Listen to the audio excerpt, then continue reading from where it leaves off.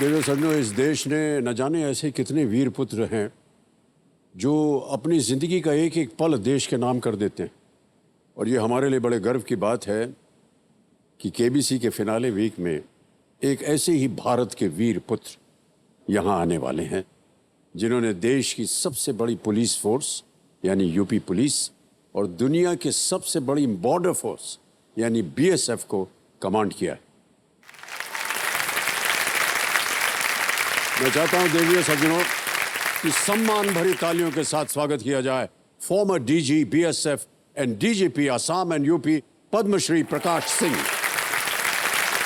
और सुनिए, प्रकाश जी को सपोर्ट करने आ रहे हैं वो जिन्होंने अपनी कला से देश के दिल में एक खास जगह बना ली है, जिनके जीवन का एक ही मंत्र है, फिट जीवन हिट जीवन है। पद्मश्री अक्षय कुमार। जोरदार तालियों के साथ उनका स्वागत किया जाए।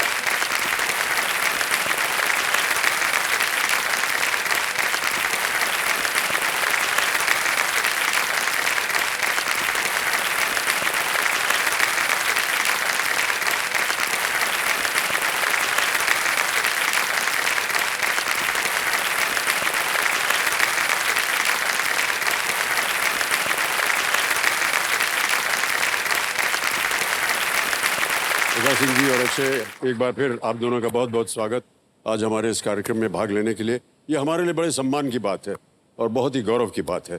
तो हम चाहेंगे आपसे बहुत सारी बातें करने की, अक्षय आपसे और प्रकाश सिंह जी आपसे। हम चाहेंगे कि पहले वहाँ आप लोग बैठ जाएं। आइए जोरदार तालियों के साथ।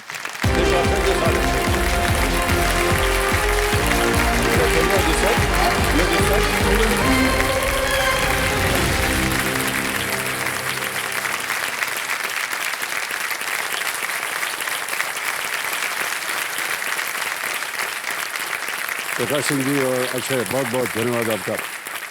देखो समझो, ये जो वर्ष है देश के लिए बहुत ही विशेष है। भारत अपनी आज़ादी के 75 वर्ष मना रहा है और इन 75 वर्षों में हमारे देश की आर्म्ड फोर्सेस और पुलिस फोर्सेस ने देश की शांति और सुरक्षा में अपना अतुल्य योगदान दिया है।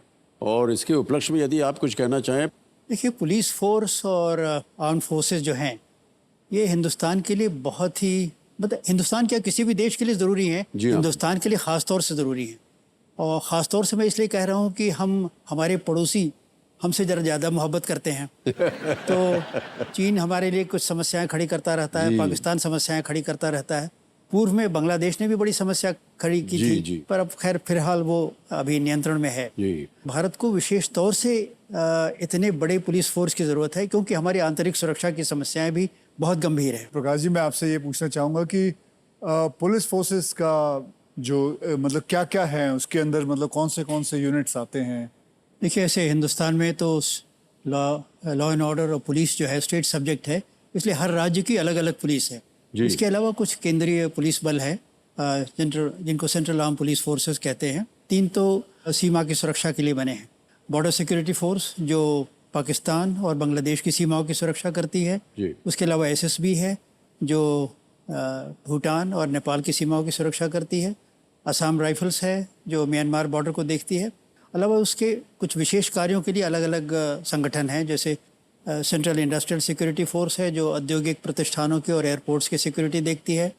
नेशनल सिक्योरिटी गार्ड है जो वीआईपी सिक्योरिटी और एंटी टेररिस्ट ड्यूटीज़ में आती है। इसके अलावा रेलवे प्रोटेक्शन फोर्स और अन्य दल हैं। इसके अलावा कुछ इन्फोर्समेंट एजेंसीज हैं, इंटेलिजेंस ब्यूरो है, सेंट्रल ब्यूरो ऑफ इन्वेस्टिगेशन है, इन्फोर्समेंट डायरेक्टरेट है, इत्यादि। बहुत सारी फोर्सेस जो हैं एक साथ काम कर रही हैं हम सबको सुरक्षित रखने के लिए। प्रकाश जी और चर्चा करेंगे इसके ऊपर प्रकाश जी, और अक्षय आपसे भी बहुत सारे प्रश्न पूछेंगे। और हम जानते हैं कि आप दोनों जो हैं किसी एक बहुत ही नेक काज के लिए खेल रहे हैं। जितनी भी धनराशि आप दोनों जीतेंगे वो इस नेक काज में जाएगी। तो हमारी जो सबसे पहली प्रथा होती है कि जो कंपेनियन आप लाए हैं अपने साथ प्रकाश जी, उनका परिचय करवा दिया जाए। जी, तो किसे लाए हैं आप आज? मेरी पत्नी सावित्री सिंह आई हुई हैं। जी, प्रणाम करता हूँ आपको सावित्री जी और स्वागत इनका हमारे इस कार्यक्रम में। और आपके सुपुत्र भी आए हुए हैं। मेरा छोटा बेटा आया हुआ है और मेरे बेटे की पत्नी है और ग्रैंडसन है। जी, प्रणाम करता हूँ आपको। आपका भी स्वागत हमारे इस कार्यक्रम में। Thank you so much for being here. Alright, पूरा परिवार आ गया है आज कार्यक्रम देखने। बहुत बहुत बधाई आपको। ऑलराइट, खेल की ओर बढ़ा जाता है प्रकाश जी। तो इस समय बता दें कि आप दोनों इस समय स्पॉटलाइट पर हैं और खेल की शुरुआत करते हैं।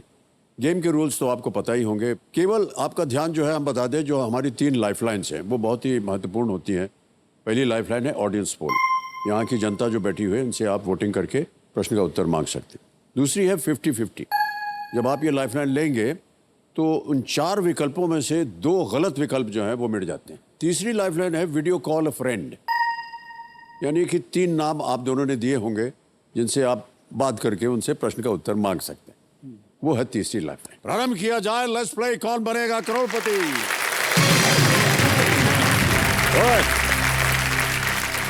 पहला प्रश्न आ रहा है आप दोनों के सामने। रेडी? पहला प्रश्न 1000 रुपए स्क्रीन के ऊपर आपके ये रहा। आमतौर पर इनमें से क्या मुंबई में सड़क किनारे मिलने वाली भुर्जी की मुख्य सामग्री होती है?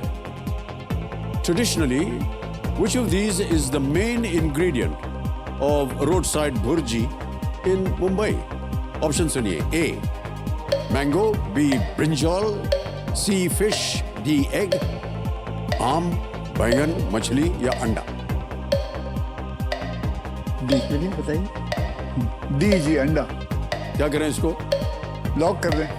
डी पे लॉक किया जाए। बिल्कुल सही जवाब दिया है। ताली बच्चा जोरदार जरा।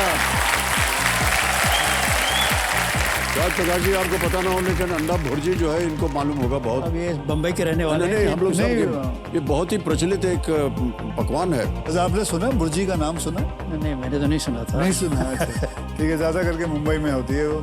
बस 6-7 अंडा लिया है, उसको फेंट दिया, जो कुछ डालना है डाल के उसको बना के फटाफट। रेसिपी भी मालूम हो गई। सर ये बहुत अच्छे कुक भी हैं। अभी धीरे धीरे इनकी बहुत सारी खूबियां निकलेंगी बाहर। जी।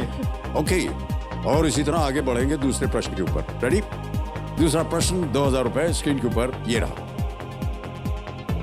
इनमें से किस वस्तु पर कलाकार चित्रकारी करते हैं और जिसका उपयोग स्कूल के जूतों को बनाने में भी किया जाता है? Which of these materials on which artists paint is also commonly used to make school shoes? Option सुनिए। A paper, B canvas, C silk, D cement. कागज, कैनवस, रेशम या सीमेंट? बी कैनवस को लॉक किया जाए। बी कैनवस पे ताला लगाया जाए। बिल्कुल सही जवाब दिया आपने। कैनवस शूज तो हम सब ने स्कूल जाते हुए पहने होंगे, और एक कलाकार कैनवस पे है जो पेंटिंग करता है। ऑलराइट।